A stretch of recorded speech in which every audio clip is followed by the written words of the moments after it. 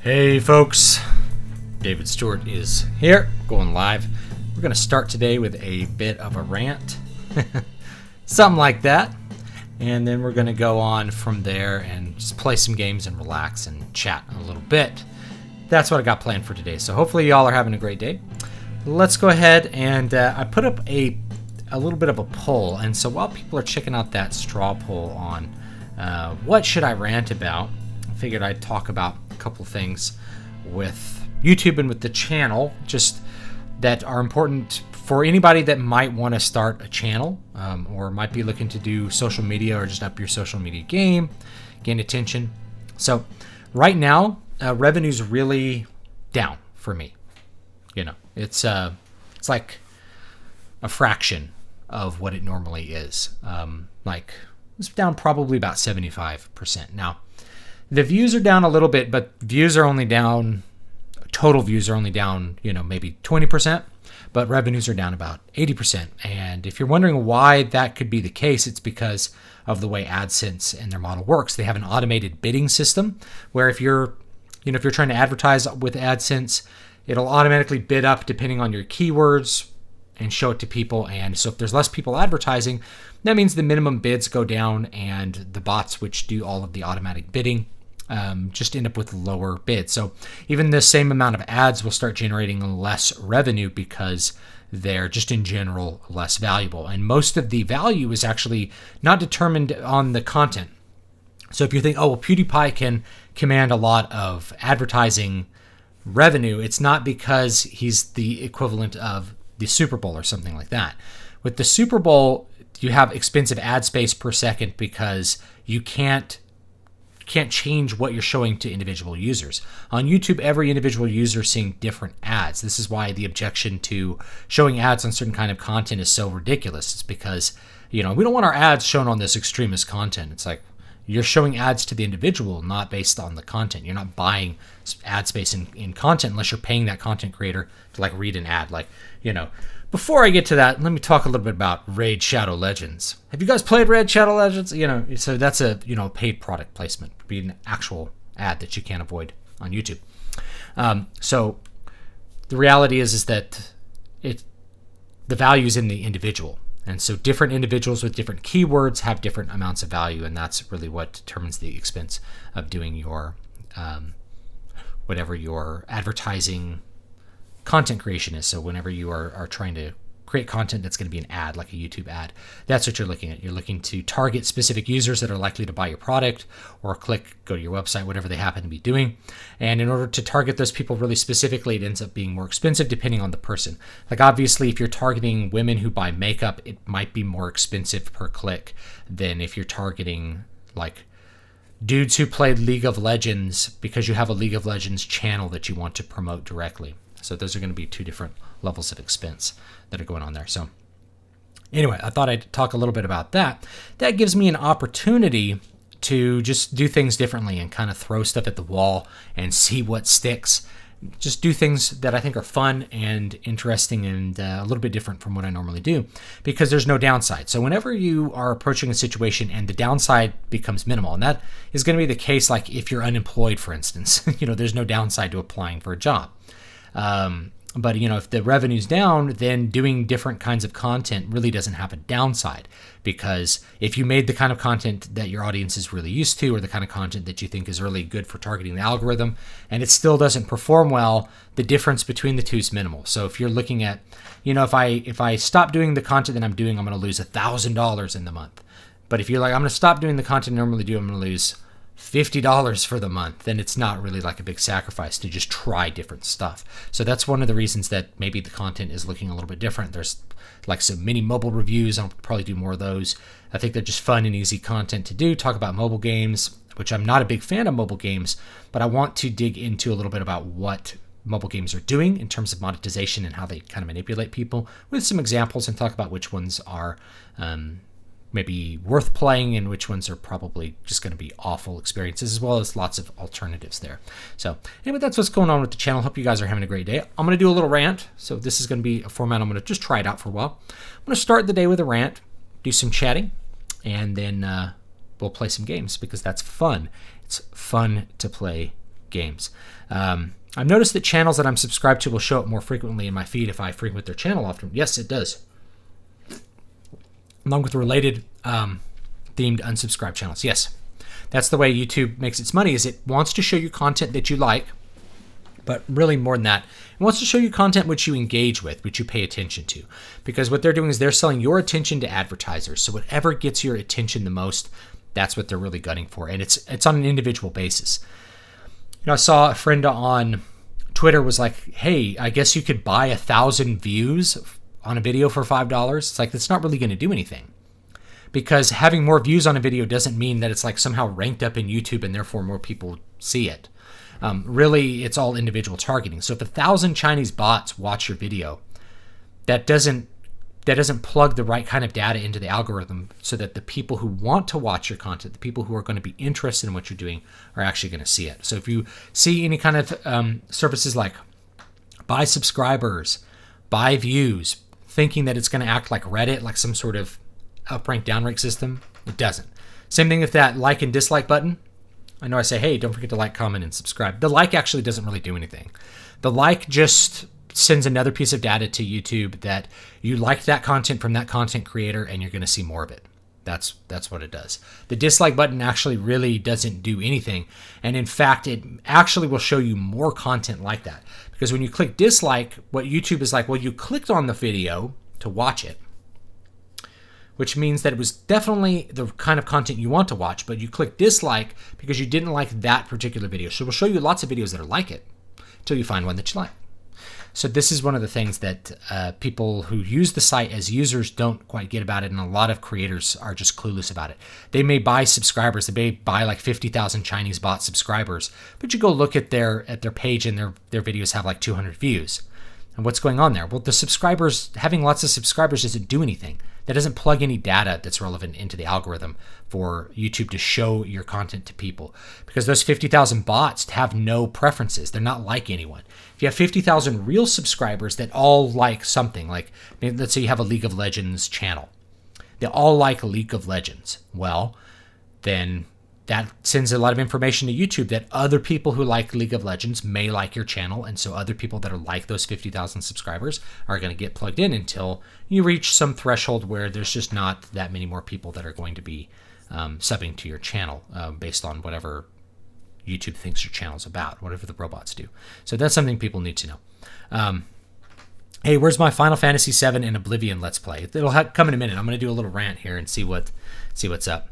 Raid is used so much for sponsorship that it seems like it's the only product that will sponsor YouTubers.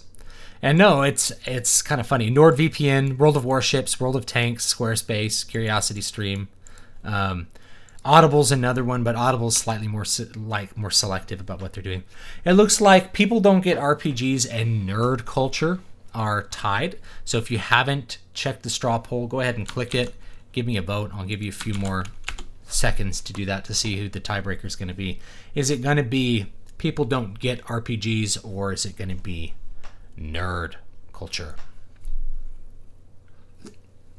I have things to say about all these things. I was kind of hoping it would be math makes people stupid, but I may make another video on that. Basic gist is that you start giving people statistics in math, and their ability to understand reality goes out the window. Like math is used to deceive people. What are your thoughts on the Final Fantasy VII remake so far? I'm curious if it's worth buying right now. I'm enjoying it, but I've only played like the first 3 or 4 hours. So I'm usually streaming it sometimes late at night. You can find a couple of the streams where I do give some commentary on what's there, especially with story. Aesthetically, it's brilliant. It's aesthetically one of the best games I've ever seen. Gameplay is really fun. As far as the story goes, it's looking to be a little bit more decompressed maybe than I'd like, but we'll see. We talked about comic books written after the original creators being fan fiction. Doesn't that mean Expanding Universe is also nothing but fan fiction and not canon? Because those books weren't written by George's hand? Absolutely. In fact, George treated them that way. So they weren't official canon when George was in charge. And in fact, if George wanted to change something in one of his books, or not in one of his books, in one of his movies, he just did, because he was the ultimate arbiter of what was and was not Star Wars. And the EU fan fiction stuff just would conflict with it or not. He didn't take any of it into account when he was creating this movie. So it starts with George and then it goes out from there. You can call it like sanctioned fan fiction, whatever you want to call it. It doesn't mean that it's like worthless garbage. This is the thing. Even though you use potent language, it just means it's that person's take on those characters. So if you're writing a book about, there's like Shadow of the Empire or something, right? That's that writer's take on Luke Skywalker and all those characters. I think Shadow of the Empire was the one where the Palpatine comes back. So, if you're looking at that stuff, it may or may not be canon. It doesn't matter. This idea of having like a canonization for what essentially is a franchise extending beyond the life of the person who originally envisioned it is kind of dumb. It's all just whatever that author's take is on the subject or those characters, the setting, and doesn't have to have any kind of impact on you psychically or otherwise. So it's not a bad thing that it's fan fiction. You got to understand that. Then that's my point of view, right? And I think that that's an effective way to look at it. Just like how Peter Jackson can't write something into Lord of the Rings and then it's Lord of the Rings. Lord of the Rings is Lord of the Rings. It's the way Tolkien wrote it, nothing else. And it can't ever be anything else because that's the way it works. We have to view other things in the same way. Math makes people stupid. I agree. Had some math teachers that made math really interesting, but most of the time I felt like an idiot. I've seen math teachers who don't understand math.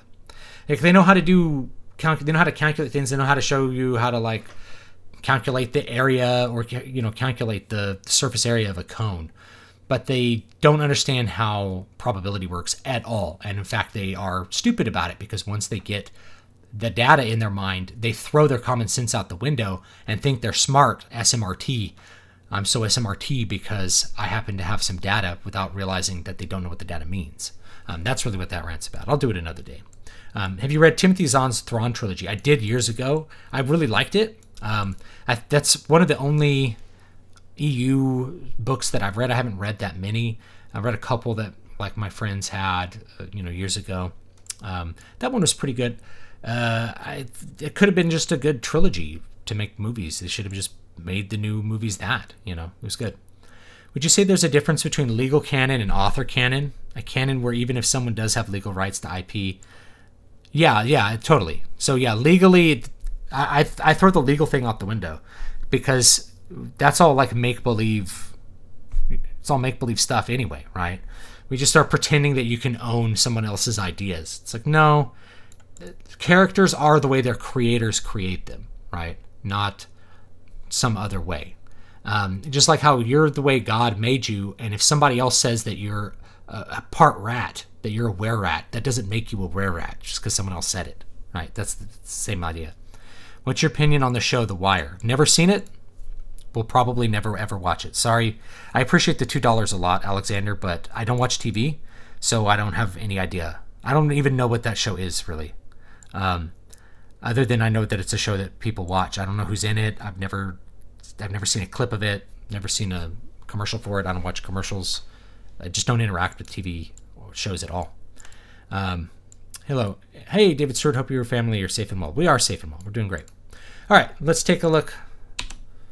Oh, looks like it's going to be nerd culture. Somebody broke the tie. All right, nerd culture. So let's talk today about nerd culture. Nerd culture is a lifestyle brand. Nerd culture is not a thing which exists. It's a lifestyle brand sold to you by large multi-billion-dollar corporations who would like to take your money in exchange for your identity. So they give you a lifestyle brand identity called nerd culture, and by consuming the products in nerd culture, they get the money and you get to say that you are a nerd and belong to some sort of artificial subculture.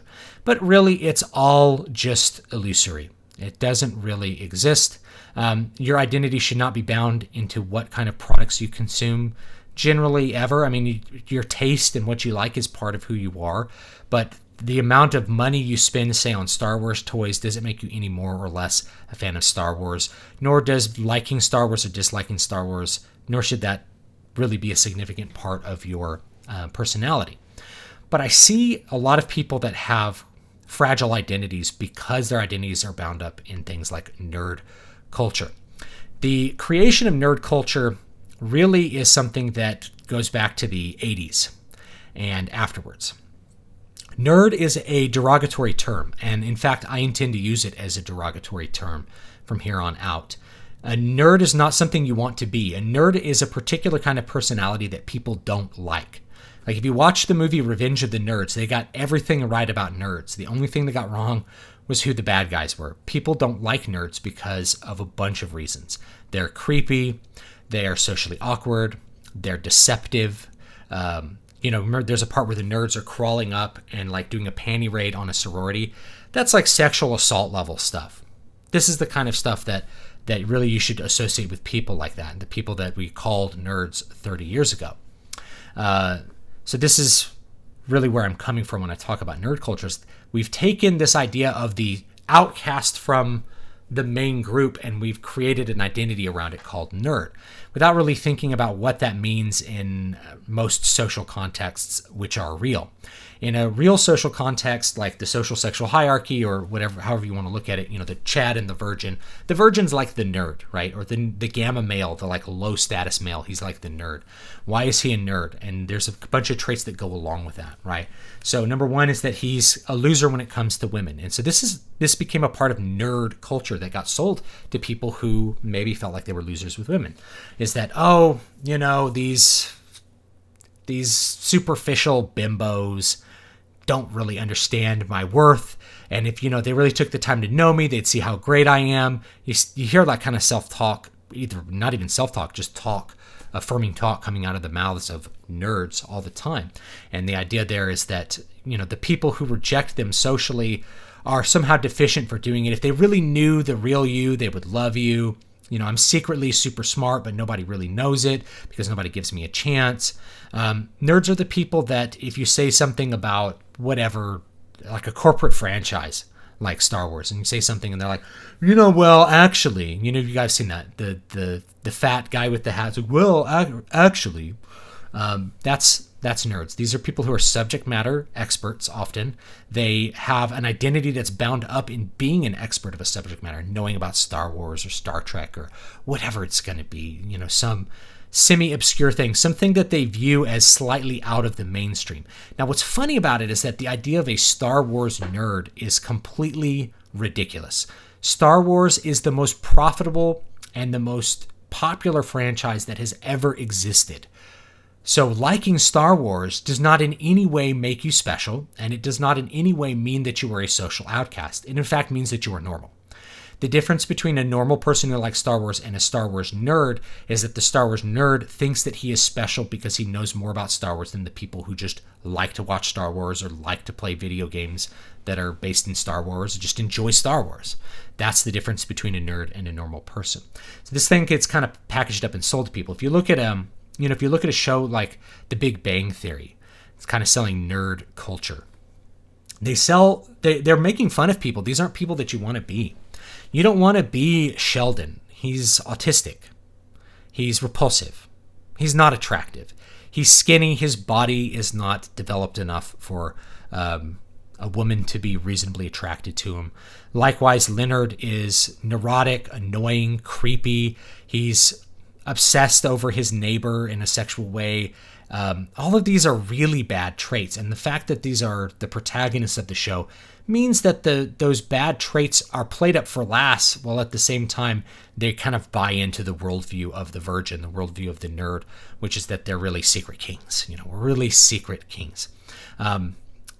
That's something that I think is often overlooked when people look at the Big Bang Theory. Now, the people I know who like Big Bang Theory are normies. They're not nerds.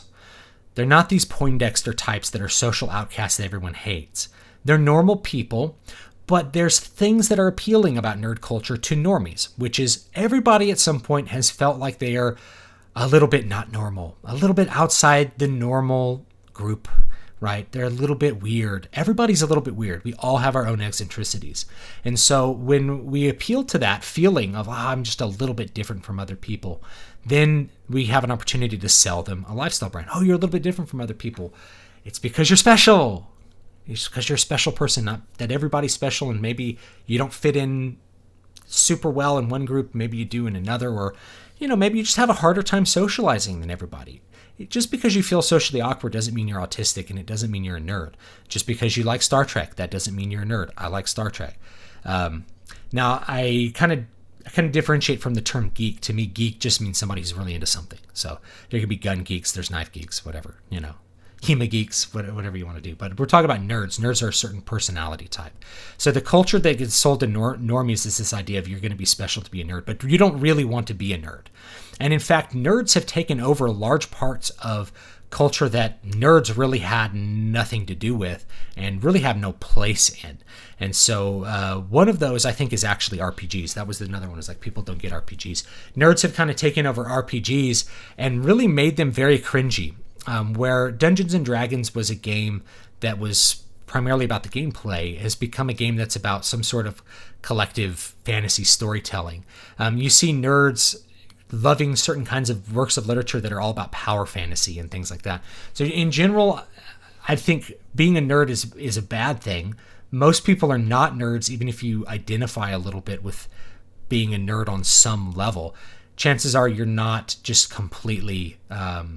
you're not completely low status, worthless. Rather, you're a normal person that just doesn't always feel like you're the Chad, right? So there's a big gap between the Chad and the Virgin called the rest of us that are normal. And that's where we're at. And so we can have things which appeal to us on both sides. And you should kind of reject anything that is trying to sell you on the idea of being a nerd. So that's my rant there. You should be okay being normies. The reason comics suck is because nerds took over comics. The reason that Dungeons and Dragons sucks is because nerds took over Dungeons and Dragons.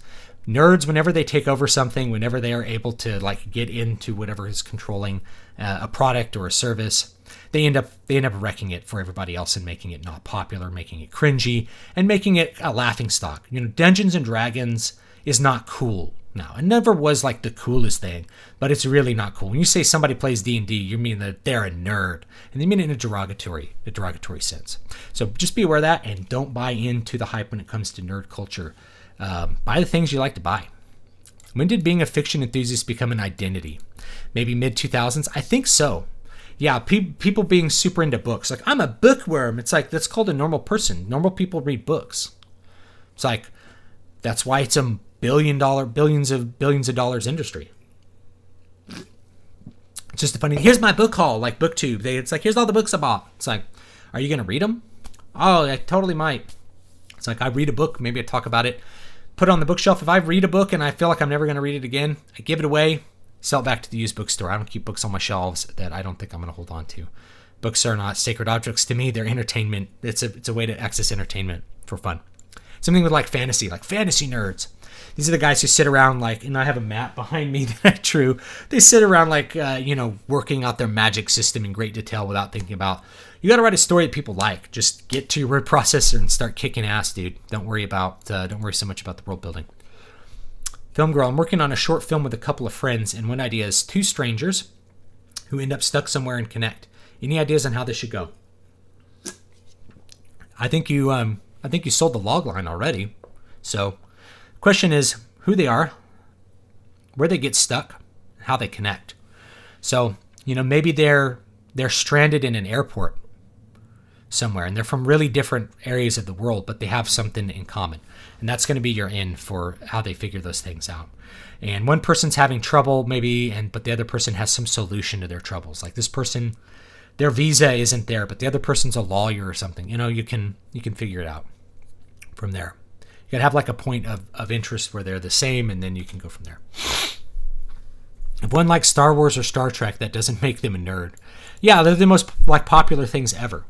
Liking something it's like, man, I'm such a metalhead. I just love Metallica. It's like, you like the most popular band on planet Earth. Congratulations, metalhead.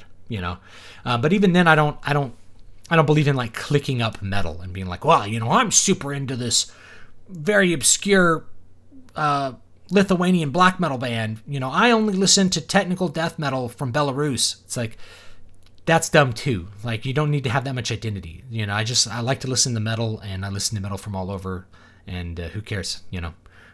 If you have too much of yourself bound up in liking, say, black metal, I'm really hardcore, you just end up cringy to everybody else. Everybody else just thinks you're dumb. But metal's very usually pretty open. Metalheads are really all about having fun, and the aesthetics of metal are really about having fun more than anything. And when people take metal too seriously, it becomes a drag. Even bands that are super serious like Mayhem don't take themselves that seriously. Do you consider Tobey Maguire's Peter Parker to be a nerd? Well, that's something that Stan Lee sold. He sold him as a nerd who strikes out with women. So yes, he is a nerd. He's sold as like a science obsessed guy, a Poindexter. He wears glasses. I think in the original version, I might have to pull it out.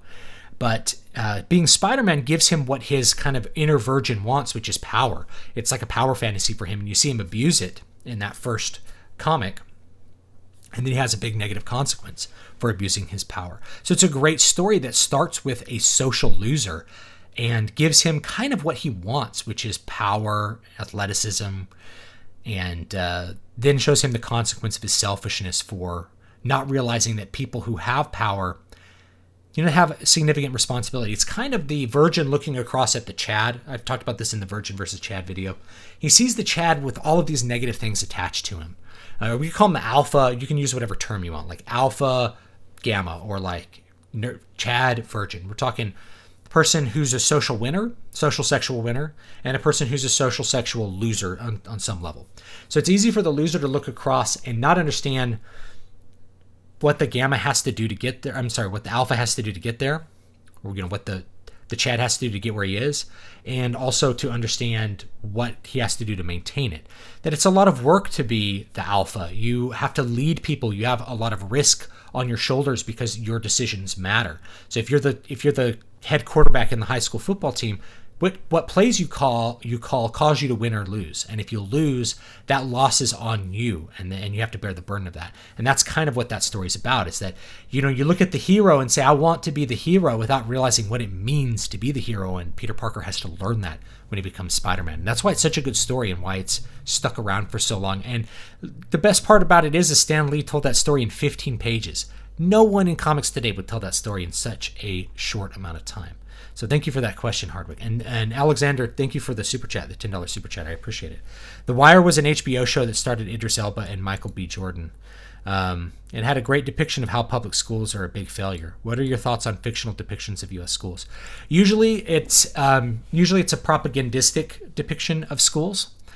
And something like Dangerous Minds. It's where the kids need help from the teachers, and they have a terrible home life.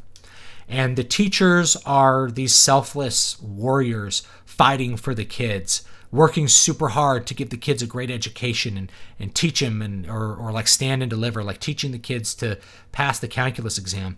What people miss about Stand and Deliver is that, like, the whole point was that, it's propagandistic in a way. The whole point was that he really thought outside the box, and most teachers don't. They never do. They're kind of boxed in, and they have to do one thing. Our teaching profession, at least in the United States, having been a public school teacher, it's really designed to, the people who succeed as a teacher are people who are either bad at teaching and persist, or are able to just do what the system wants them to do. It's people who rebel against the system and try to be good teachers either leave the profession, or they don't succeed. Our entire system's built to promote failure among teachers. So you have to do what the institution wants you to do. You can't do things that are original or interesting, regardless of how effective they might be. You have to either get with the flow, or you gotta leave the profession. So usually they're very propagandistic, and they treat teachers like they're heroes working so hard for, like, the poor little kids whose parents don't love them. And if you stop and you think about it, and you just dig down to it, and you think as a normal person, it's garbage what people are taught to believe about teachers. And it's not that teachers are evil per se. It's this idea that, they're working so hard for the kids. It's like the parents don't care about the kids. Well, these kids have terrible home lives. It's like, do they?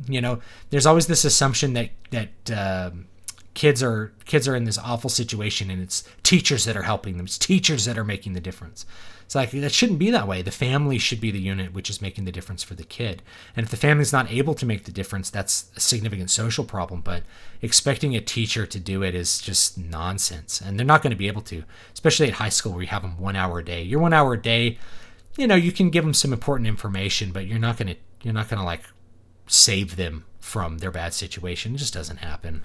You got to be realistic. Was the guy who created Dungeons and Dragons a nerd or just a normal guy? Gary Gygax, he wasn't really a nerd. He was just a guy. He was into game design. Comics used to be cool, but now most aren't worth buying. They really aren't. There's some good ones, always. What would you call people who love anime and manga? Weebs, otakus, the Japanese Asian versions of a nerd or a geek is. And I think that's the Japanese version of nerd culture. They kind of sell it. They sell the idea of being an otaku. Why would I want to sell this idea of otaku fandom, right? Of being super into my manga. Because you buy a bunch of products. You want to foster that image. You want that image to mean something to the people who buy into it, because then they buy a bunch of corporate products. And manga is maybe less corporate than like an American comic book, but it's still printed by a corporation. They like that kind of stuff. The people who have like 100 the Dragon Quest slime plushies, they have like 100 of them in their background. Like, that's what you want, because that person's bought 100 products. They're really valuable. So you really want to sell them on that culture. Film Girl, that's a great idea, but I don't think we'll be able to film there. So we're thinking maybe a car, like one person has picked up the other as a hitchhiker, if that makes sense. It could be something like they get snowed in somewhere, or like, a train station. Train station's good. Probably can't do airport. Yeah, that's a good point. But it could be anywhere where you could get stranded. Like a ski lodge. The road washed away, and these two people are stuck there. There you go. Thank you for responding to me all the time, by the way. You're welcome. Doesn't the Chad usually always show the moral negatives and wrongs in comparison to the virgin hero? If you're going to do it as a dichotomy, if it's written by a virgin, that's usually how it is, right? The Chad he disrespects, like if you look at Great Gatsby is a great example of a virgin fantasy. And not even a fantasy. That one's actually not a power fantasy. But it's a great example of something written from the virgin perspective, the gamma male perspective. You notice everybody who's successful is bad. They're morally bad. What's his name? Tom Buchanan, the wife of Daisy, who Gatsby's obsessed with. He hits his wife, I think, or he hits his girlfriend. Like, he's cheating on his wife with this fat girl. I remember her being fat, but she probably wasn't. It's been so long since I read it. But he hits her in front of the narrator, I guess. And everything's about displaying what an awful person he is. But that's exactly how F. Scott Fitzgerald viewed the Chad. It's how he viewed the socially successful, and he was notoriously socially unsuccessful. In fact, he ran into a woman he dated before, and she asked, "So which one in the book am I?" And he goes, "I don't know, which bitch do you like the least?" or something. He gave a really pissy answer, which is to say, like, I'm still holding on with venomous rage all of my negative emotions about you rejecting me in the past. Whereas the Chad, and this is the thing, man, I've known some very socially successful men. They get rejected too. They don't automatically score with every girl they try to pick up with at the bar. In fact, I remember going to clubs with, guys like, I don't want to name drop him, but, guys like Dan Bilzerian when I lived in Las Vegas, who was like a friend of a friend. And he would hit on like 50 women and strike out like with all of them except for the last one. And then he'd take that last woman home and like bang her in his penthouse. So yeah, the most like alpha rich guys you can imagine that are just like oozing confidence. They strike out all the time, but they keep going and they let it rolls off their back. It doesn't bug them because they get it. It's a numbers game. They're not, they don't get upset about this woman not liking them. Whereas the virgin, he puts the woman on a pedestal. And so if the woman rejects him, he gets really personally hurt and upset about it and obsessed over, why doesn't this person like me? Whereas a normal, not just a Chad, but a normal person would be like, all right, she didn't want to go out with me. That's the end of it. We're moving on, right? Okay, she was really pretty, but she didn't want to go out with me. The virgin would obsess about it. Why didn't this pretty woman like me? Is it because I'm not strong enough? Can't you see the real me? That's great. That's what it's their kind of inner dialogue. So if you're not obsessing over women and doing this kind of stuff, you're not a nerd, Doesn't the Chad always... Yeah, so the Chad's usually viewed that way. But if you look at the meme, it's really them looking at each other. Like, the Chad views the virgin as just kind of pathetic and not doing anything to be successful. And the virgin looks at the Chad as like ridiculous and with some kind of bewilderment as to how he's successful with women. As they're written with a strong morality and values given to them by their World War II archetypal parents or grandparents, whereas the Chads don't. I don't know. If you watch a movie like American Pie, it has kind of both perspectives. It has like the normies and the Chads, they're all in there. And the virgins are engaging in their own virgin fantasy where they lose their virginity to, say, like, to... This is kind of virgin fantasy stuff. I've gone over it in the video, but I'll repeat it here. So you have one guy who loses his virginity to an older woman, and of course he's a competent lover his first time in the sack. So probably not that realistic, right, guys? But it's a fantasy, and it shows up in Name of the Wind by Patrick Rothfuss, where he like has sex with this woman and it's the best she's ever had and she's experienced. Like, that wouldn't happen. That's not realistic. Likewise, you have the other virgin in American Pie. He loses his virginity to a dominant woman who chooses to have sex with him and makes all of the encounter possible. Well, after he's been totally creeping on like the foreign exchange student, doing really creepy stuff, very, very creepiness, right? So those are kind of fantasies as to how you're going to lose your virginity. It's like some dominant woman will just come in and decide to have sex with me. Or an older woman will have sex with me and it'll be the best she ever had. I also talked about it in this book called Prince of Thorns. Same thing. He's like having sex. He's a 13-year-old boy having sex with a prostitute, and the prostitute is like having the time of her life. It's like, I got a feeling like this author needs to get out in the world a little bit and live some life. Doesn't mean you have to go bang hookers, but you got to have a realistic view of how human beings are. It's completely ridiculous and just a terrible fantasy for anybody who's not an absolute social loser. Somebody who has some social experience, dated some women in his life, or just talked to women and spent some time with them and not been so creepy about them. Alexander Wilson, $2. Thank you. Thoughts on the No Child Left Behind Act? So in general, it's bad. It's very unpopular with teachers for all the reasons that it's good. So the emphasis on standardized testing is hated by most people in education because it makes obvious that they are selling nothing and that grades are meaningless. When you have people who have straight A's and they're in the 20 to 50th percentile in the SATs, and you can track this. The people who have the best grades are not the people who have the highest SAT scores. In fact, they're people with middling SAT scores. What grades represent is your ability as a student to operate to do what the institution wants you to do, to adhere to the expectations of the institution. Do your homework, show up to class on time, sit in your seat, shut up, ask questions, do what the teacher wants, be an obedient little cog, and you get straight A's. Meanwhile, those A's don't translate into any kind of knowledge, which is why you're at the 50th percentile in the SATs. Now, 50th percentile is average because it's got a Gaussian distribution. It's a bell curve. So 50% just means you're in the middle of the pack. But shouldn't straight A's, meaning full maximum certification every subject, mean something more than the 50th percentile? And if that was the case, 50% of people should be getting A's, right? Because we're trying to certify knowledge. But as soon as we bring in those standardized tests, it becomes obvious that there's no connection to what's going on in the classroom. That's why a lot of teachers hate it. And frankly, I'm for testing special ed kids. You got to know where they are too. They count too. You got to figure out what kind of education they're getting as well. Just because they're intellectually disabled does not mean that they should receive no education whatsoever, or they're worthless, or they're not worth thinking about, especially when you're collecting money from the state for them attending your school. So in general, there's a lot of bad things with it, taking over schools. It really does the wrong thing. It moves more power to the top of the pyramid rather than distributing it. What you need is more diversity of schools, or just more options for students for learning, not more like top-down control. But it does expose a lot of the problems with it. Film Girl, thank you for the £5. I appreciate it. I'm going into substitute teaching. I'll be working 11 to 16-year-olds. How should I handle it? Thank you for all your streams plus words of wisdom. So here's some very actionable advice for substitute teaching. So the first thing you do is, before you do anything else, you need to establish your expectations for behavior. It's all about classroom management. And if you're a substitute teacher, it's 99% classroom management.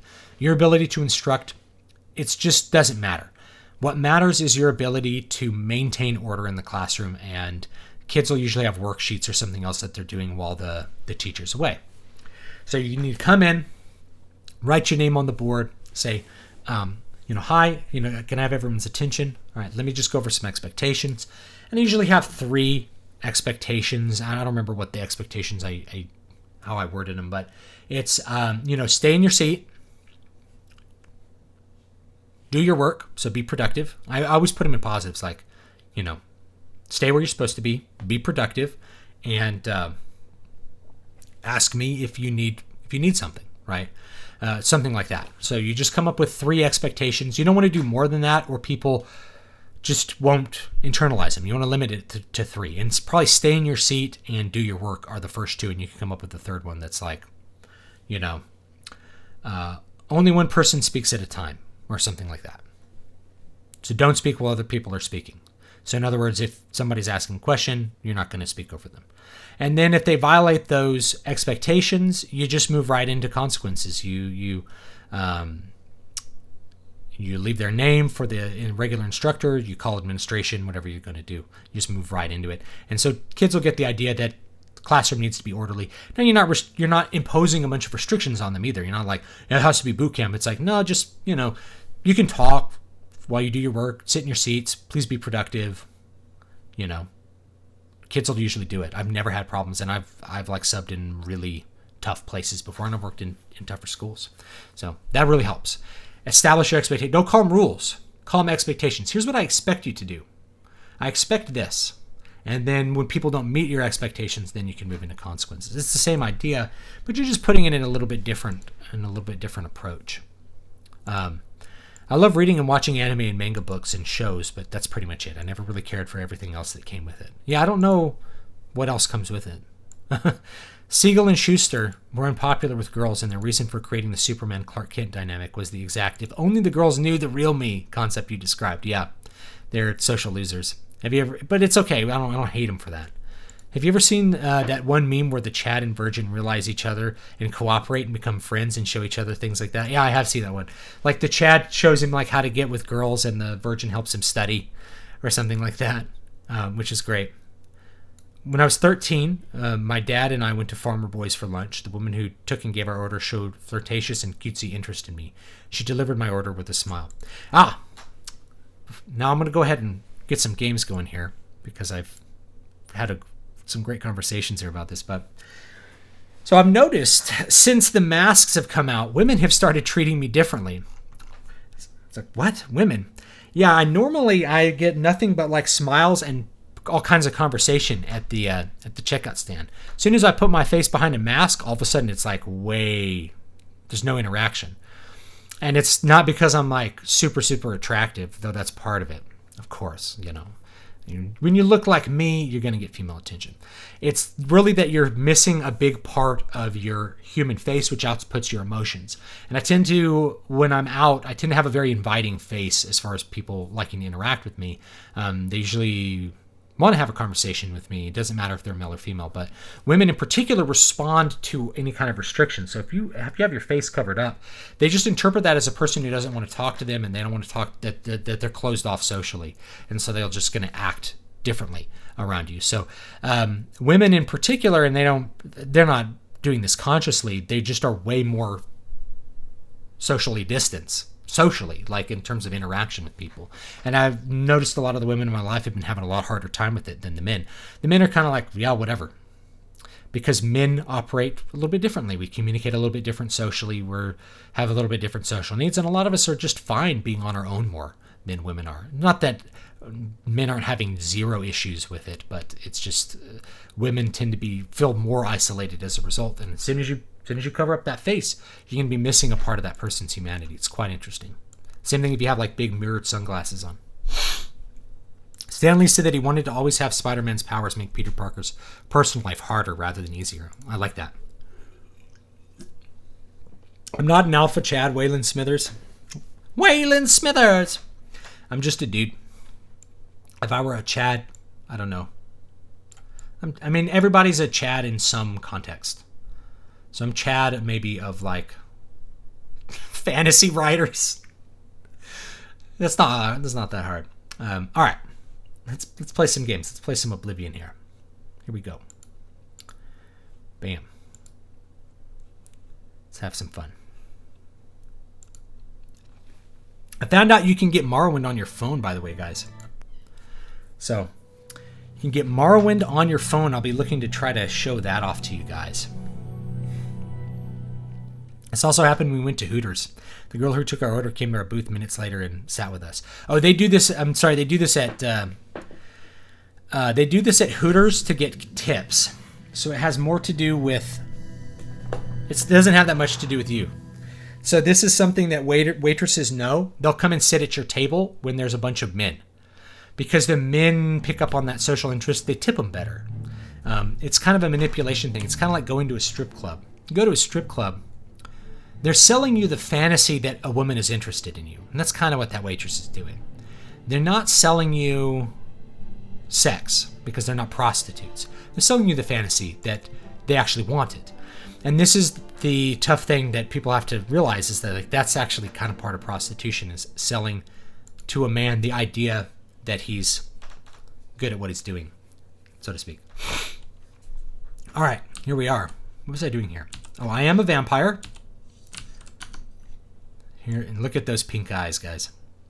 So I'm a vampire today. J.R.R. Tolkien actually was a Chad. You know, he fought in war and he was awesome. So what quest am I on?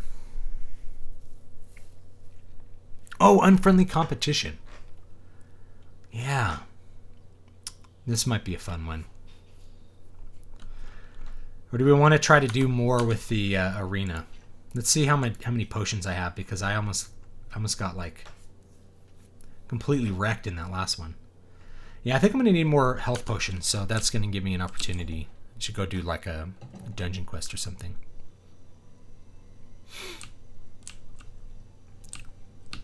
All right.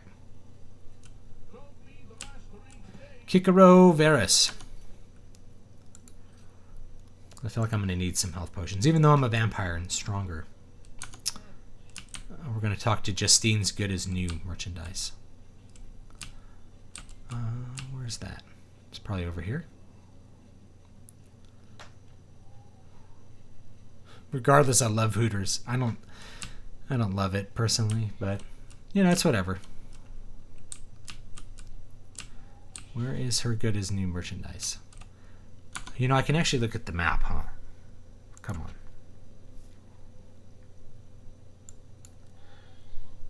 Discount spells. Oh, there it is.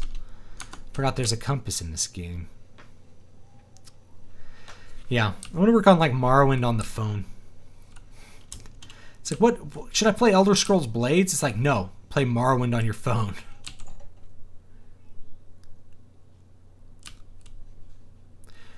So, Terrapar says, I've learned that most of my social issues come from I care too much about what people think of me, so it causes me to act over-controlled and standoffish.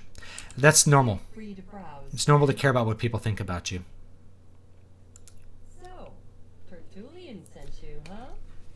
Well then, he usually... You have to kind of build up a tolerance to it. So you may be just what we're looking for. I'm the chairperson for the Society of Concerned Merchants. We formed this group a while back to keep a nice, fair economic balance in town. Not every so they're involved in a guild that controls prices. Because I kind of want to bust them up, because I'm like, no, you're working against the consumer. He undercuts prices like you wouldn't believe. He doesn't always sell what we sell, but it is still a problem. People who buy tend to want to spend their money there. That leaves none for us. I've read an interview of an old-time burlesque dancer. She disapproved of how the new type of strippers interact with the patrons rather than just dancing on stage for a flat rate. Yeah, it's all about milking that male sex drive. And what men want, like the male fantasy, this is why the virgin fantasy is like, I'm the best she ever had.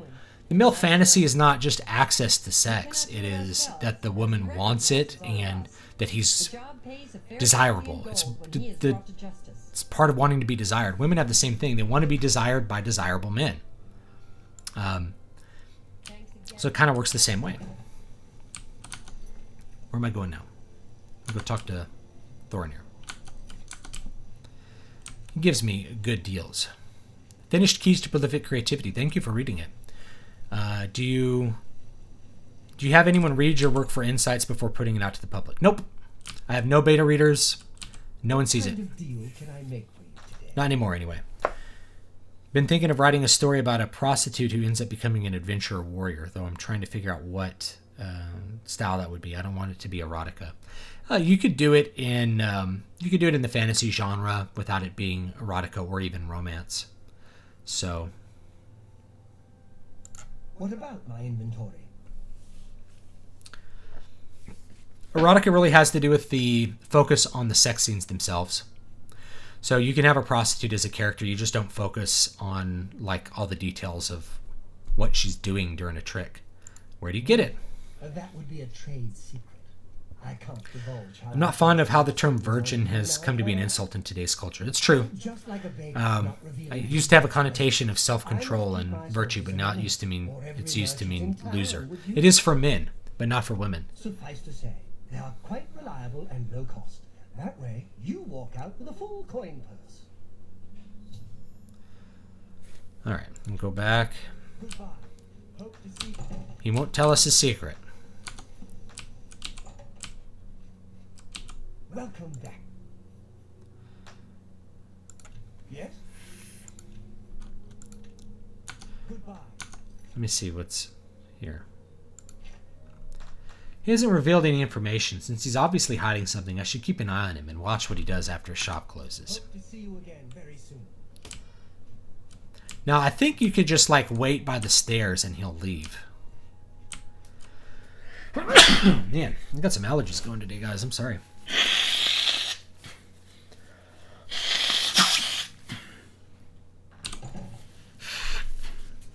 All right. Let's wait 5 hours and see what happens.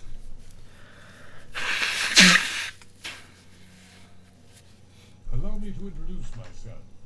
My name is Oh, yes. I come on This is the behalf of master. collecting the statues quests. These are great. You can get a ton of gold from these early I on. believe it is an invitation to visit him at his manor in the Imperial City. My master is a collector of alien antiquities. So you get this when you sell the Aeliad statue. It triggers this quest.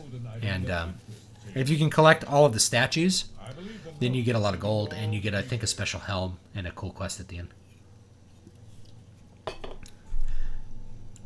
Yes? Arg. This is how you do it. So you want the little one to be on the two that are the angriest. Don't waste. I doubt it. Sure. I say I made it worse that time. I don't talk. No, not bad. Not bad at all. There we go. Not now, not later, not ever. No more. There we go. I doubt it. And you can just kind of go up and down if you want to level this, by the way. I don't. Whatever. Not bad. Not bad. Not whatever. That's pretty good. You can get... Don't. Yeah. What not? all right. You're good. There you go. My master, Americano, lives in the Talos Plaza district of the Imperial City. What are your thoughts on the chaste Known across Syria archetype, as a like Sir collector Galahad? I like it. The chaste hero. My chat window alert. Here we go.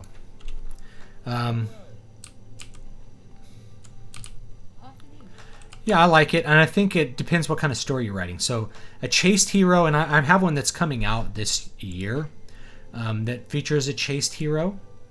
The chaste hero has to be tempted. And that temptation... Let's go to Imboconner's place, actually, rather than following Thorinir. We'll follow Thorinir. Let's wait 3 hours. And then we'll go see Imbocano tomorrow. Just managed to buy your new book. Looking forward to reading it. Thank you, Phil Girl. I appreciate that. Appreciate that. £5. So yeah, if you're going to write a story about the chaste hero, he has to be tempted. You know, he has to be tempted by like a fair woman who is offering him sex and he doesn't need it, or you know, he breaks his vows. Those are all things that I think are really going to make a really solid story with that kind of character. You know, the story has to fit the character. So a really chaste character should be in a story that kind of tempts him to not be chaste.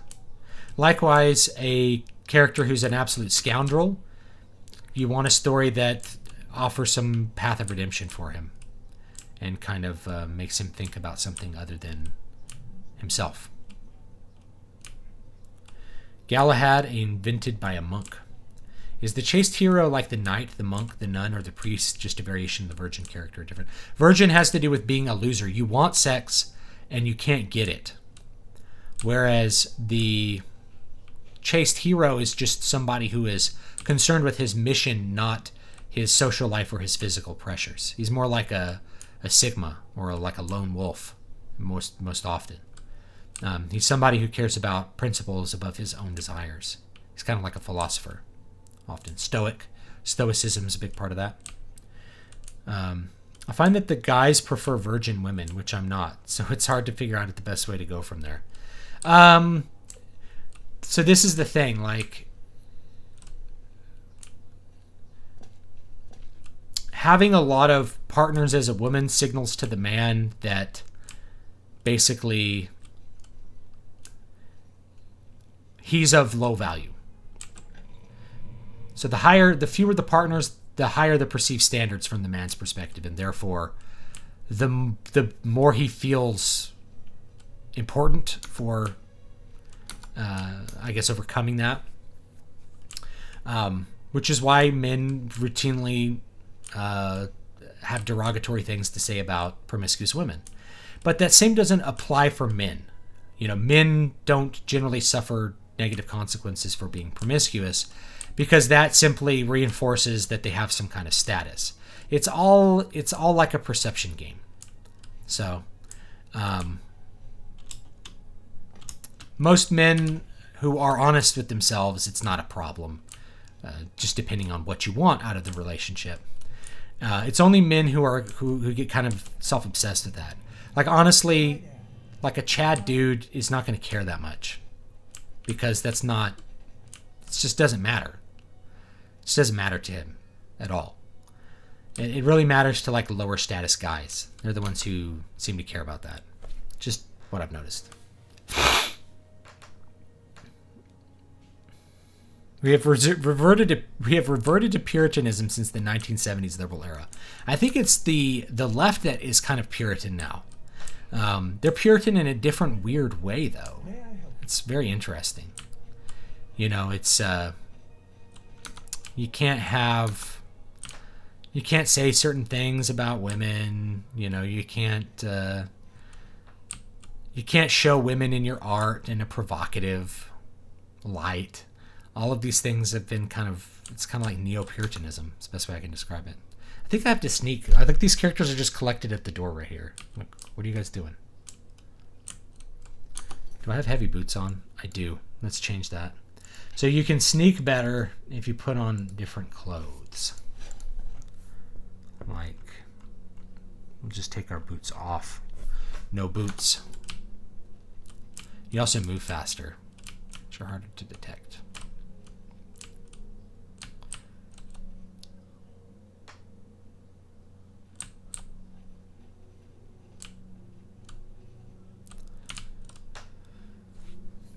What about the MCU Captain America? He sort of fits the chaste hero archetype, but doesn't face much temptation. I think that works. He faces different kinds of moral temptation, I think. But yeah, he is kind of a super pure kind of dude.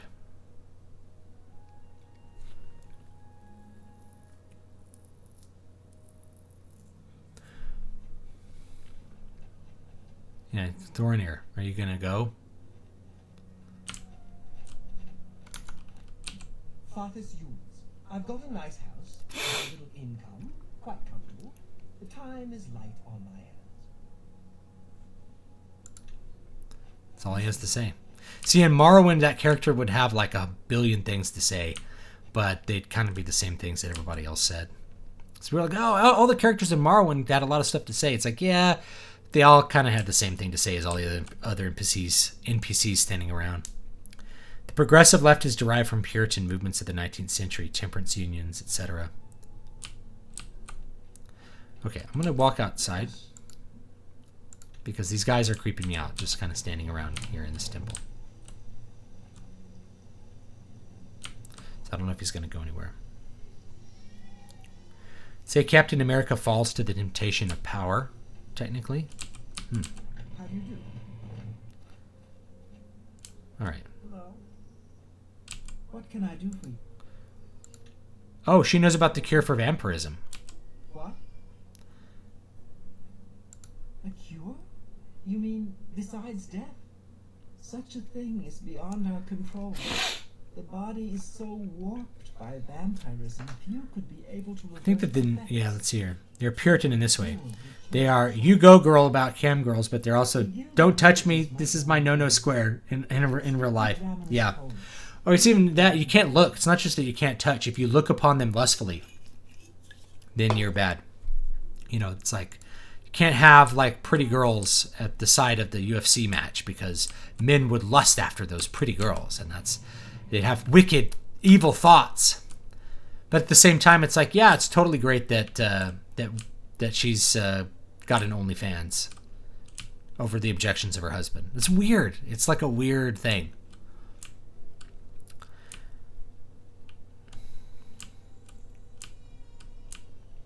I care about a virgin woman because I've kept myself one, in moral reasons. God seems to have cared about that type of thing, so I try to. Yeah, there you go. But I mean, I'm kind of talking about the broader culture, and we can have a different discussion about like whether that's completely appropriate. It has become that way as sex has become liberalized, that what ended up happening is that men look poorly upon women for giving them what they want, which is access to sex. That's an interesting thing. Men constantly talk about how bad thoughts are, but thoughts are exactly the ones that they want because they're trying to have sex all the time. They're not pure, chaste people either. You know, it's an interesting people talking past each other with that kind of thing. You know, oh, I hate promiscuous women. It's like, but you sleep with them. You love promiscuous women because you constantly sleep with them. They're the ones who will actually have sex with you. So do you really hate promiscuous women, or do you hate yourself? And the answer is the latter. You hate yourself for, you know, perverting your body in that way and not treating yourself with respect. You know, the disrespect that some like pickup artists put out verbally, at least towards quote thoughts, is usually that's just them talking about themselves on some level. Not that I think women should be selling their bodies on OnlyFans or something like that. That's another disturbing thing. You know, I think if you have respect for yourself, you don't need to do that, because you're basically sending out a signal as to what your actual value is as a woman. My value is in my body, not in anything I do, not in any qualities I have as a person, not in my ability to be a professional, not in my ability to be a partner, a loving person, a good person to talk to. My values in my body. That's where we've come with this kind of liberalization, is that women object to being objectified, but that's all they seem to be doing, is allowing themselves to be objectified. It's like they allow themselves to be objectified, and then they protest that someone has looked upon them lustfully. It's like, I should be able to make money with an OnlyFans, but at the same time, no one should ever look upon me with lust. I got you, no worries. The new leftist style of Puritanism helps make the left uncool. Yeah, the left is the establishment now.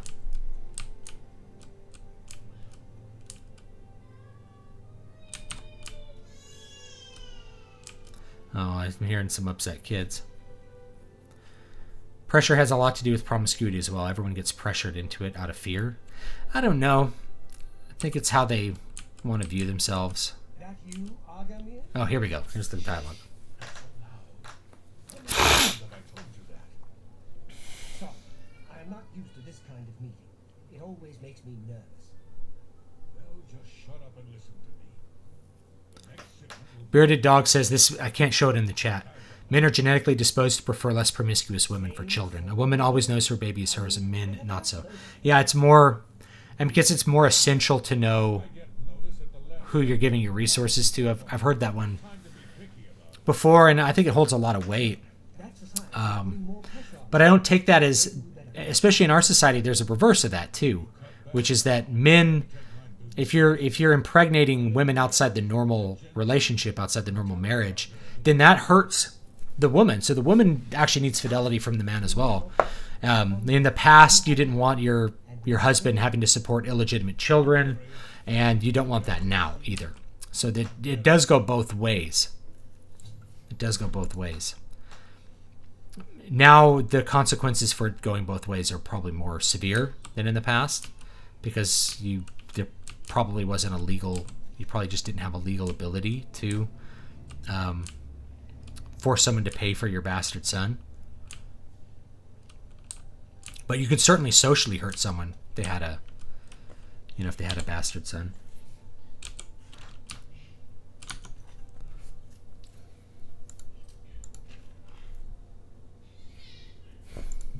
Okay. All right, where's Argamir?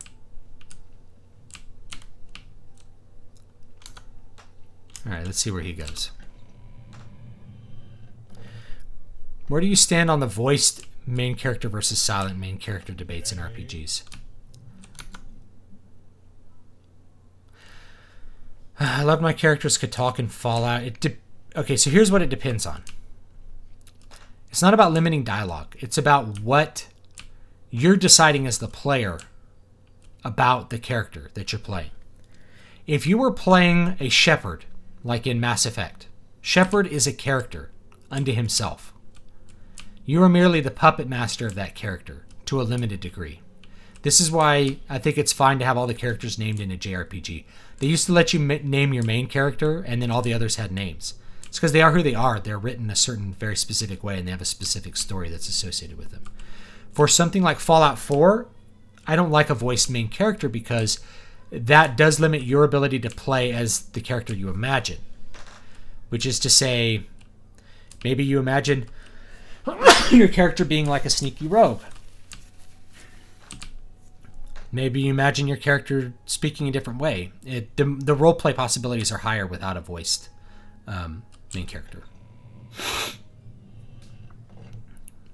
I think with Dragon Age Origins, once they went, Dragon Age Origins was great. In Dragon Age 2, once they went to the dialogue wheel, it made it a lot less fun because you just clicked the heart and he would say something that would apparently be flirtatious to the person on the other side, rather than you having to think about what you were saying to whatever character you were talking to. In Dragon Age Origins, you had to think like, what do I want to say here if I want Leliana to like me? You'd have to really think about it. Like, what would she like me to say? But in Dragon Age 2, you just click the heart button and get on with the romance options. So, and as a result, the RP felt a lot less deep in Dragon Age 2. But it just depends what you're doing. If you're telling a specific story like a JRPG, a voiced main character is fine. If you're telling an open story that's more about your story, like I think a voiced main character for something like Oblivion is just not appropriate at all. I should have read that. What did that say? I should go inside when he's not around and investigate. We will do that.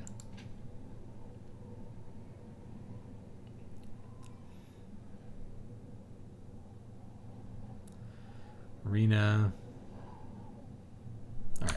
I'm going to go to the center here and wait till day.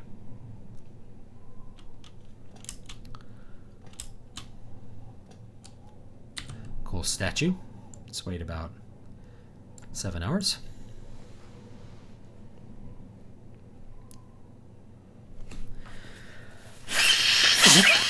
Sorry for the blow in the nose. Uh-oh, I had another dream. Vampire seduction added. In your dream, you approach a vampire ancient. Having just completed a perilous task for him, you swell with pride, sure that he will now bestow even greater power upon you.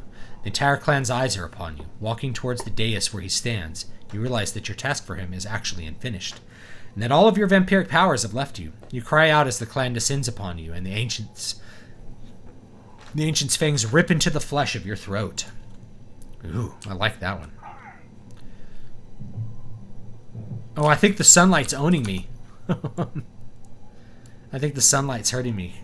Poop. Do I have sun damage? Oh, sun damage! Yeah, it's not too bad right now, though. Alright. Let's find which one's Umbacano's house.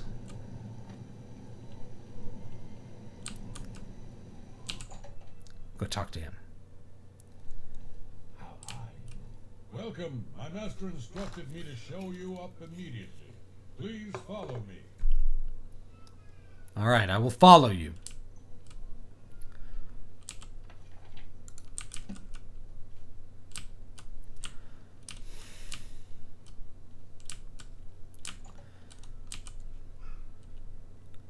Ah, the treasure hunter. Please, have a seat. Thank you for coming. You may recognize that statue over there on the table. The very is sold for less than its true worth. As you may know, I am somewhat of an enthusiast for alien antiquities. In my own modest way, Matthew 5:28 was mistranslated. The Greek text is more accurately translated, "Whosoever looketh on a married woman to covet her hath committed adultery with her already in his heart." I believe Yes. that 10 still exist. Yes. No mere shop. Yeah, that's correct. I probably agree with you, Hardwick. If you bring them to me when you find them, I will pay you double. The whole point of that is really just that, engaging in mental fantasies is just giving into your sinful nature on I its am own. looking for the complete set of 10 for my collection. They were once part of the Temple of the Ancestors in the ancient Alien capital. Through my research, I have learned that they were removed from the temple before its sacked by men.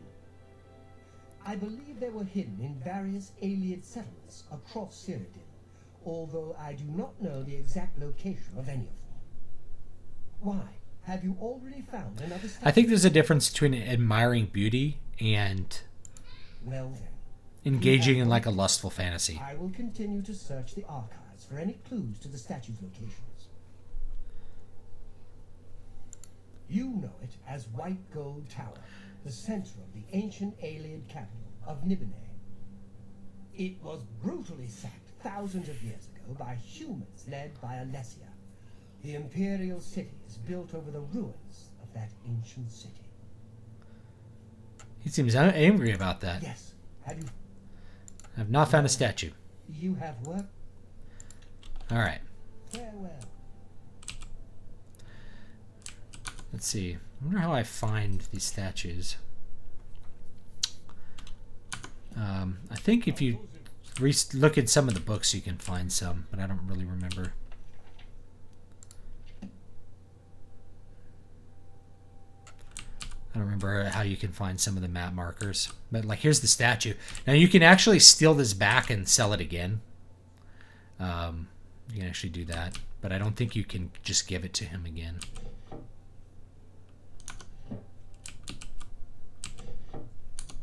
Yeah. So, yeah, I don't think you can just give it to him again. I wonder if I can go up here. Apparently not. That's another way to get vampirism. There's another guy who lives in this little plaza, who's actually Springhill Jack, Earl of Jackman. And you can attack him and he'll give you vampirism. He's actually unkillable early. So you can just do that if you want to. I think he's only killable once you are on the actual quest.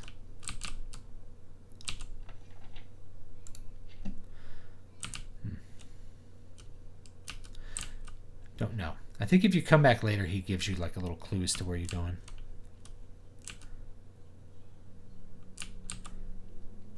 I work as a guard at Umbacano Manor. No kidding, because this is where we're at. Ushija. I've always had this idea for a Thor film that is Lord of the Rings and WoW. When I saw the Marvel movie, I was disappointed. I never liked the magic as advanced technology thing. It's stupid. I'm not a big fan of the Thor movies, to be honest. Oh yeah, I've got to go in here till it's sundown again. I wonder if I can wait around and he'll tell me. Let's wait 4 hours.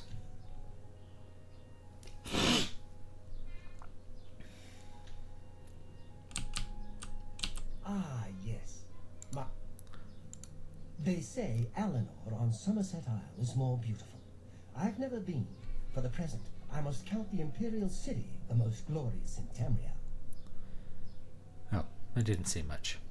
I wonder if I can, like, improve my disposition with him. He'll tell me. It's, angry.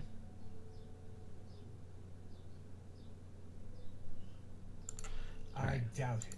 Yeah, please, don't make me laugh. I doubt it. Not that, please, don't make me laugh. Yeah, good. Talk tough to me.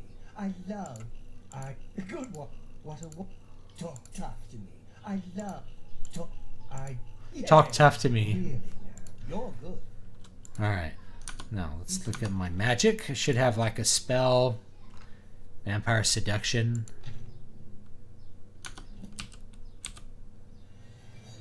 Ah, yes. Nope. So, 100. That can actually help you make a little bit of money too, by the way. Oops. It's a hard lock. I think I need to find. Oh yeah, when we go here, we'll get some alien statues as we go. Have there been any mods for Oblivion? Yeah, I'm using them. So I'm using Better Faces. There's whole conversion mods that basically make a new game out of Oblivion, and you can do those. Those are good. Not as many as Skyrim. Skyrim, I think, was maybe a little easier to mod for, so it probably meant that you just got more mods for Skyrim. I cannot fast travel while taking health damage. Well, doesn't that just beat all?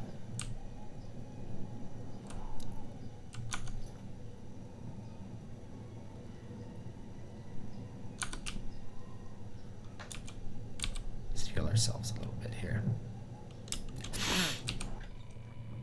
At least the sun damage isn't that bad. Now, one thing I didn't like about Skyrim is they made vampirism just not really devastate you. Vampirism just drained your stamina slightly. It's like, ooh, I'm slightly more tired in the sun. It's like, that's my normal everyday thing. I'm always tired in the sun. You know? So I kind of missed that. It's like actual consequence to whatever you're doing here. I always like this little district, but you almost never have a reason to go in here. You know, there's not really anything in here. It's kind of just a pretty little courtyard with not a lot of stuff. I think there might be like a entrance to the sewers or something around here. You can pick some mushrooms. That's good. Let's pick a bunch of mushrooms.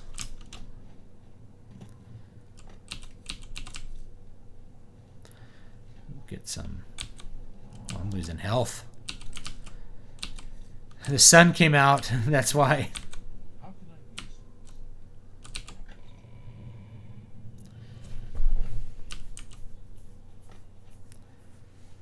All of the Marvel movies are terrible in my opinion. Depends what you're judging them on. Yeah, I'm getting owned by the sun here. Let's get out of that.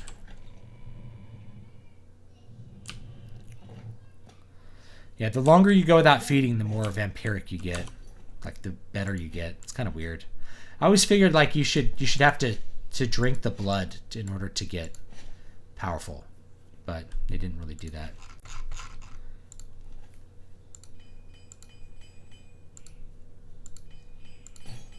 Oh, broke my hammer. All right. Let's try a match and see where we're at. You ain't gonna stop until you hit champion, are you? Well, good. The blue team needs as much glory as we can get.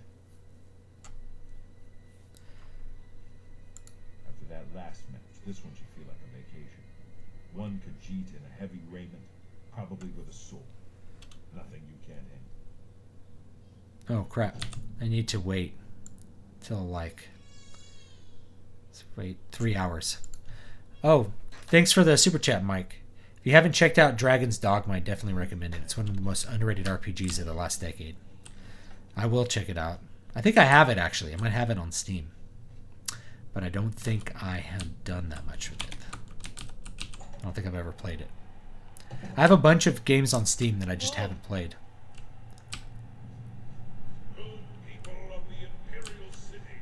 Oh, and I'm taking sun damage. No. Oh, this is going to be tough, guys. Let's put on my shield.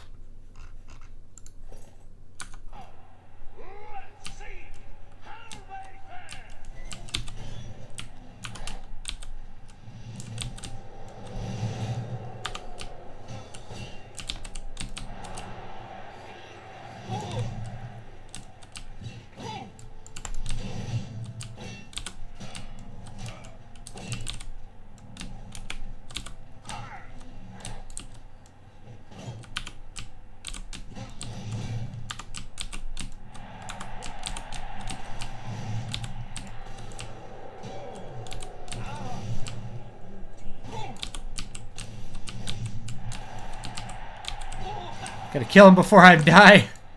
I'm gonna die. I died.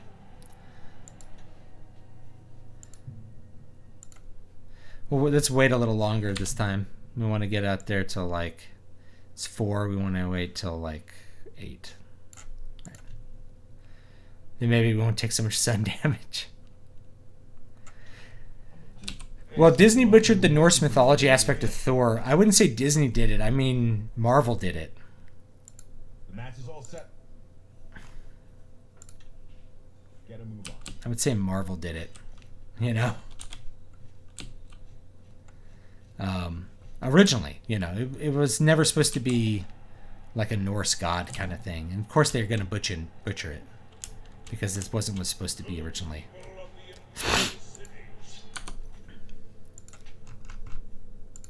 There we go. You have some potions of healing. What other magic do I have? Oh yeah, dragon skin. We'll use that.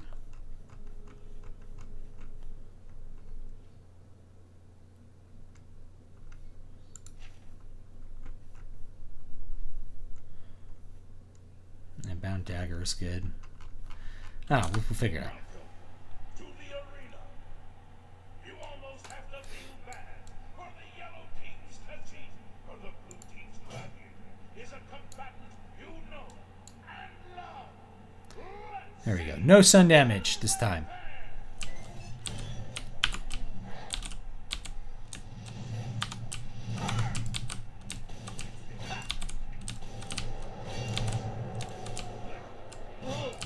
Oh. Oh, he stunned me. He did me good.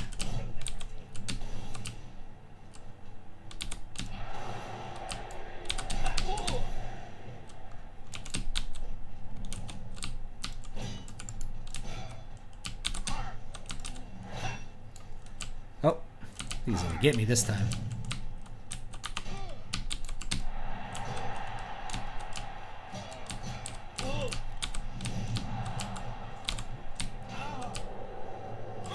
Oh, he got me. We'll try again. Kind of hard to do this with like no potions.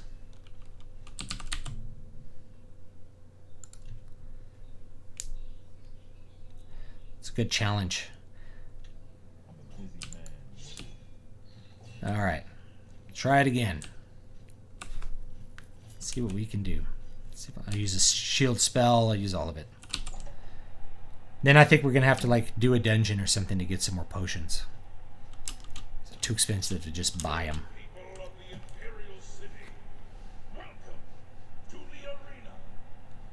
You almost have to feel bad for the yellow team's touchy or the blue team's gladiator. Disney's Hercules. That was beyond a butcher of Greek mythology. It was a it was a genocide. Yeah.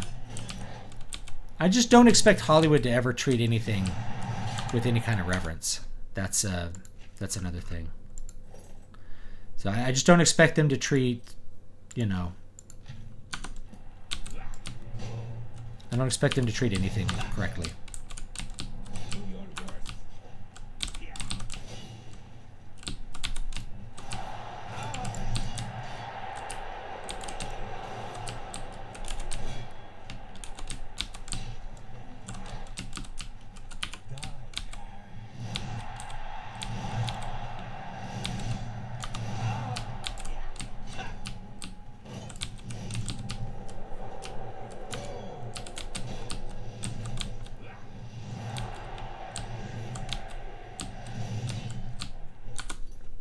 See, I think I have a potion here that I made.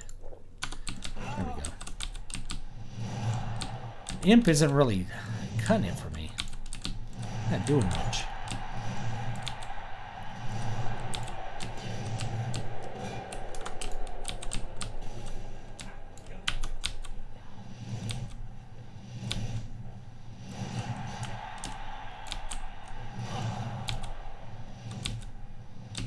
Oh, miss in.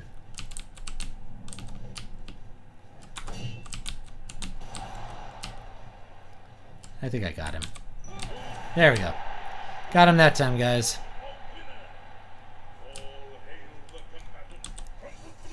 That was fun.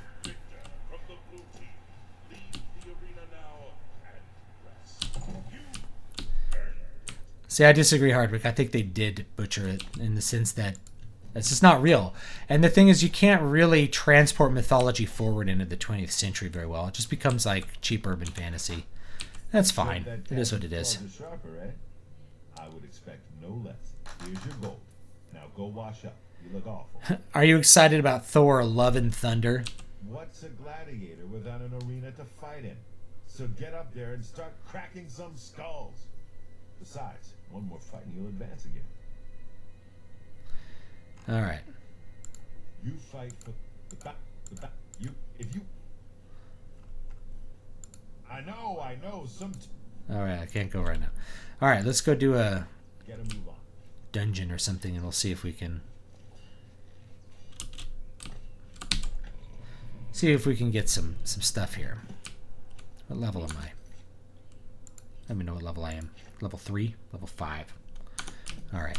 Yeah, we've been leveling up, guys. All right, maybe we should just start Mage Guild because we'll have to do a couple things for that. So let's go ahead and start that. Because I want to be able to make spells. I wish just one game that lets you turn into a vampire makes it permanent like an actual curse. It's silly that vampires are all over, but cures are readily available. I don't know. I get it for this because people invest a lot of time into their playthrough, and they would really like to be able to do whatever they want to.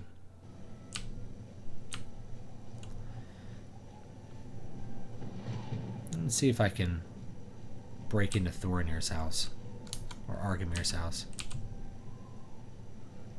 Oh, he's at home right now. Okay, I'm not gonna worry about that then. Where do we want to go?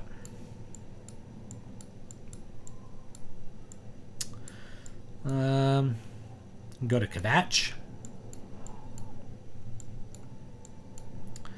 Wayne Priory. Oh, I could go to Deep Scorn Hollow. I forgot I have that. Let's head over to Anvil and join the Mages Guild real quick. Anyone read Neil Gaiman Norse mythology? I have no desire to read Neil Gaiman. Stories do not sound interesting to me in the slightest.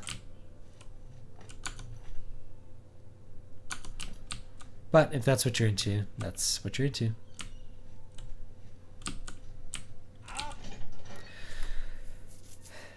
The sun's owning me. Alright. Let's find someone to help me join the guild.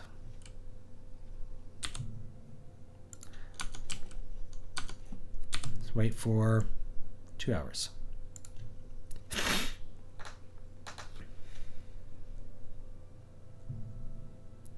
Oh, wow. Another level. In your dream, you approach a vampire. Okay, there we go. We already saw that one. Hello there. Is there something with which I can assist you? Perhaps you're curious about joining the Mages Guild. Yes, join the Mages Guild. As long as you're not a wanted criminal, there's a place for you in the guild. Are you interested? Yes, I want to join the guild. All right, then. You're now an associate. I like that. Okay, you're in. What's up? Congratulations. You'll need to receive a recommendation from each local guild hall in Cyriville to advance in the guild and be given any sort of responsibility. Which mod is the most interesting in Oblivion? I don't know. I haven't done all of them to say. There was a total conversion mod that's in German I played years ago that was pretty interesting. Unlike some frivolous tasks you may be given at other guild halls, this is a serious matter and has consequences. Are you prepared? Yes, I'm ready. Allow me to explain the task. A council of mages has entrusted me with resolving a situation along the Gold Road. Several traveling merchants have been found dead along the Gold Road recently. I will say about vampirism in Morrowind, it really changes the game. It becomes like a different game when you're a vampire. You are going to help me do so. You can unlock a different game when you actually do it. As you are new to the guild, you are less likely to be recognized as a member. This may give you an advantage in getting to the root of the problem. Isn't that dangerous? It may well be. I see no reason to shelter you from situations the guild deals with on a daily basis. This is the important work, the work that matters. Alright, when we're done with this quest, I think I'm going to hang it up. We've had some fun. I might be on late to do Final Fantasy VII. I like the Clark's third law approach because it can be used to retell myths and strip them of their original theological implications to give them meaning more fitting to post-pagan era. I don't know enough to comment. I don't think I'm into like stripping the meaning from She will give you further instructions. and theological. I'm not into stripping meaning from things. I don't think I like that. The way you worded it, at least. Some mages do. Okay. All right. Some frost shells. She gives me this. It's a sad thing. All right. The inn lies not. All right. And we're gonna go fight some bad guys now. Notice as soon as I'm in here, I can pick up these retorts and these alembics, and then will help me make better potions. So, and a calcinator. So you get a full set, not just a mortar and pestle. You get like a full set of alchemy things here to help you make better potions. And you can actually loot a bunch of these and then sell them for money and make some early gold. If you join the Mages Guild, there's a bunch of them in here, as you can see. And if you go upstairs, I think you can find some better ones that you can steal. Also useful when you join the Mages Guild if you're a vampire. You can, of course... whoa, there's a little imp. Hello. You can, of course, suck people's blood at night. It's easy access. Baranzia, Alchemy, Unit Tactics, Darkest Darkness. We'll join the Dark Brotherhood once we kill the Grey Prince. That'll trigger that quest. Yeah.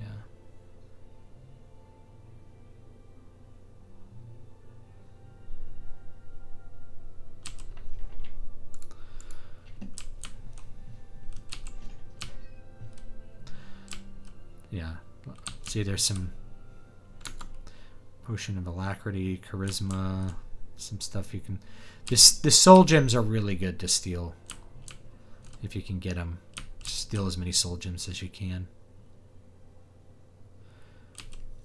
All this stuff. Steal it. Steal it! It's not really stealing. Like, apparently... It's not stealing anymore. But I can't sleep in that bed. It's an owned bed. Okay. Greetings. If Disney had made a movie about Thor in Norse mythology, it would have been like Black Cauldron. Dark, depressing, and for adults, made by their Touchstone Pictures studio. Yeah. Examples of what I mean about new meaning is how Tolkien reimagined Norse ideas into a Christian-influenced universe, and how Jack Kirby made Thor about concepts like humility. Interesting.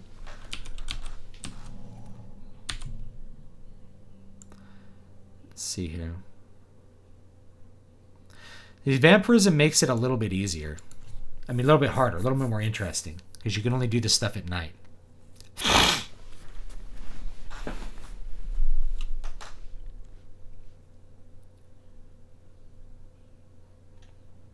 Right. No, I'm not getting owned by the sun. Let's put on some different clothes and we can walk faster.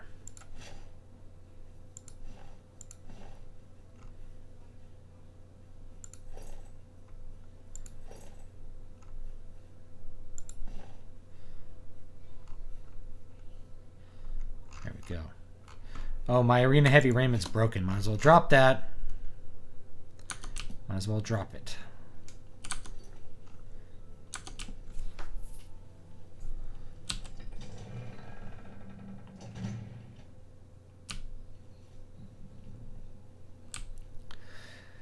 One thing I used to do in Skyrim is if you become a werewolf, you can just change into a werewolf and you can run really fast.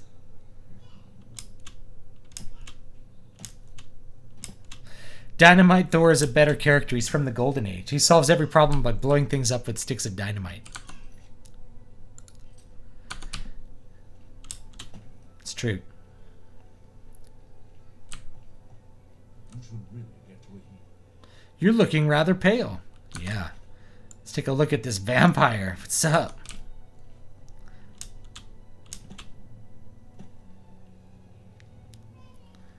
Oh, there's a camp here. Let's see what's at the camp. Bandits? There's bandits. I'm gonna kill them.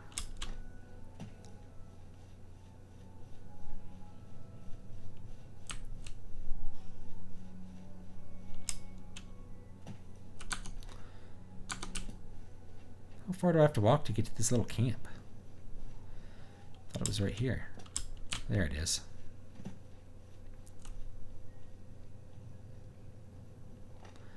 A train camp. Is there anyone here? Hello?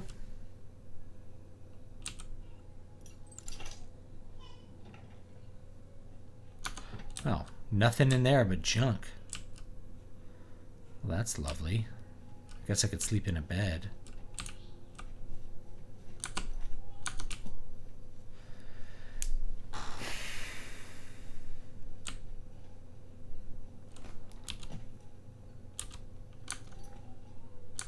Oh, I don't want to go that way. There we go. I'm going this way. Going through the brush.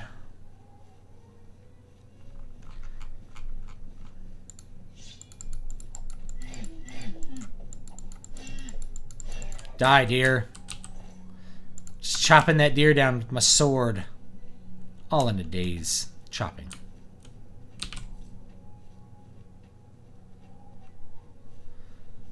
Here we go.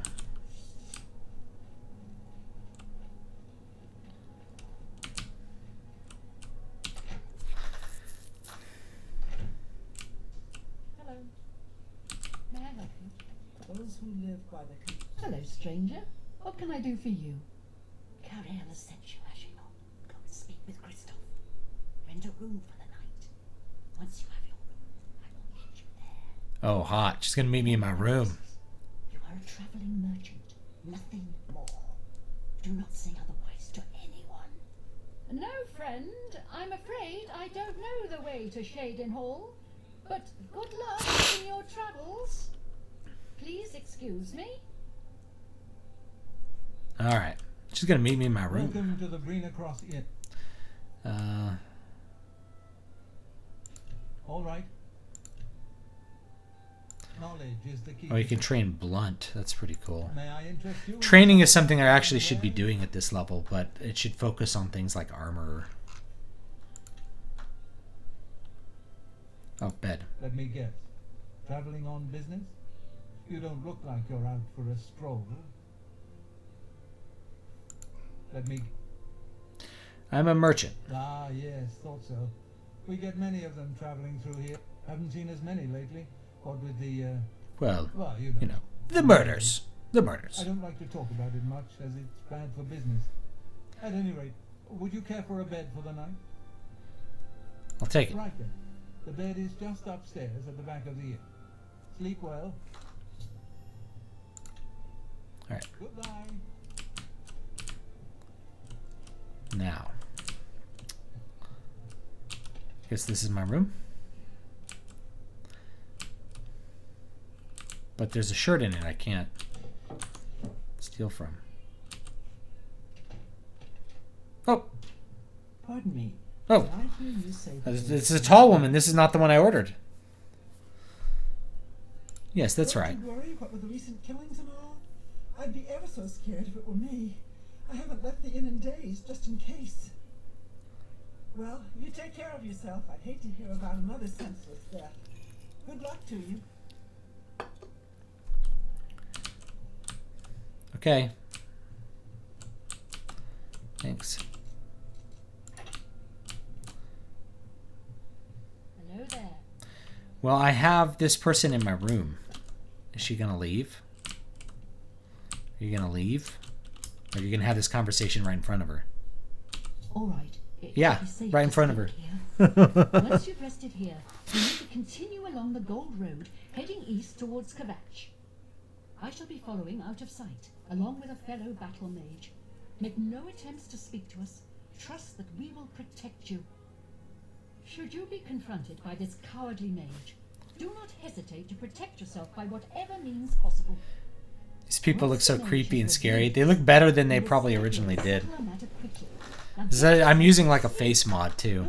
I'm not sure which one looks better, but you know, I'm playing with it, so it's okay. Let's do 1 hour. I've spent the night at the Brennicross Inn. I need to follow the Gold Road towards Kvatch. Beware of anyone along the road. Okay, I was like, she's still there. What? I'm stuck. Help, help, help. I'm stuck. There, can I get out? Oh, man. Oh, no. Oh, no, we're stuck. Oh, this bug. Oh, we're going to have to load an autosave. Oh, no.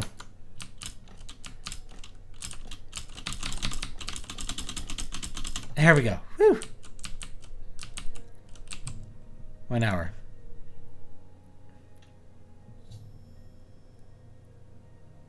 Can you be religious if you don't believe in free will? You can ask Calvinists. So sort of, yeah. All right, off we go.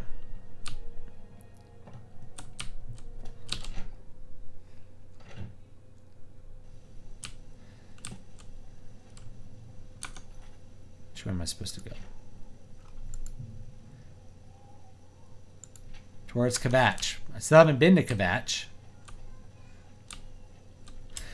I still haven't opened any Oblivion gates. There's no Oblivion gates yet in this game. Because I didn't make that an option. No main quest has not begun yet. There are no Oblivion gates to close.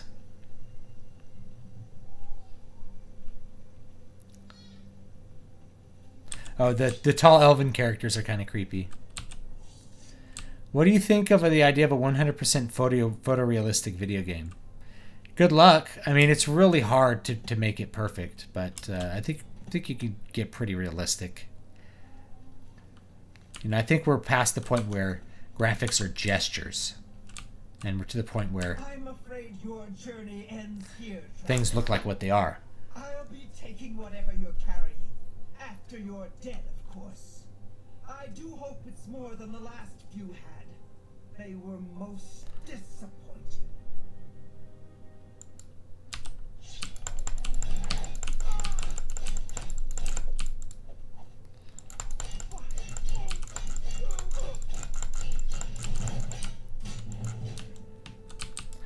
Oh, she's just really hard to kill here, huh?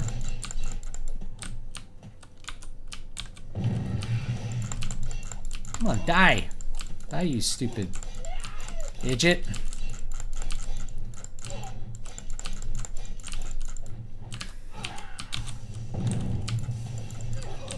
There you go. I need to talk to Carahill and Anvil and inform her that Caminalda has been defeated. It's loot. Yes, potions of healing. And potions of sorta. And a key. Now she's naked. What? Wait, where'd the other one go? Where's she? You've done well. The Gold Road should be a little safer for now. Oh, they're wearing like heavy We armor. should Cool. return to Anvil and let Carahill know the work is complete. We'll remain here and... Originally, geek meant a circus performer who bit the heads off of chickens. I don't want to die. Shouldn't have attacked me then. That's what I'm saying. I hear my upset daughter, so I'm going to turn this in and probably call it a night, my friends. And then we will help the baby. Baby might be wanting to go to sleep now. She's going to become full vampire here in a second. Go upstairs and I'm going to drink someone's blood real quick, I think. No, we'll just roll with it. Just roll with it. See what happens.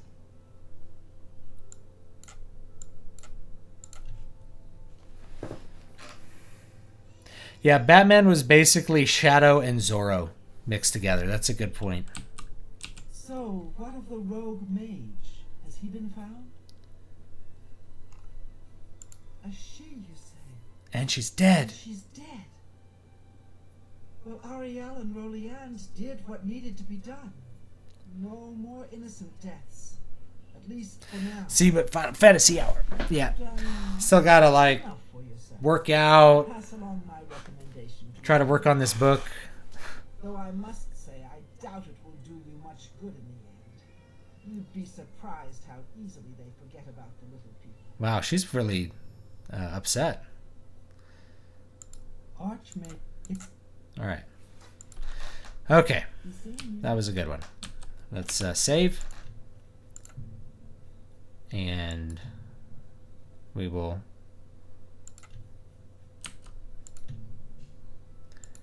exit from there. All right. So thanks, guys. Thanks for tuning in and hanging out with me. I will see you guys next time, next Wednesday, or probably maybe tonight if I have time to play Final Fantasy or something tonight. So I appreciate all the super chats, really, really do. And hopefully your creative projects will be going pretty good while we're all having hopefully a little bit extra time to work on them. I actually have less time, I think, than normal, but I'm still making progress, and I'll be coming out with another book here soon, the sequel to City of Silver. So thanks so much, and I'll see you guys next time.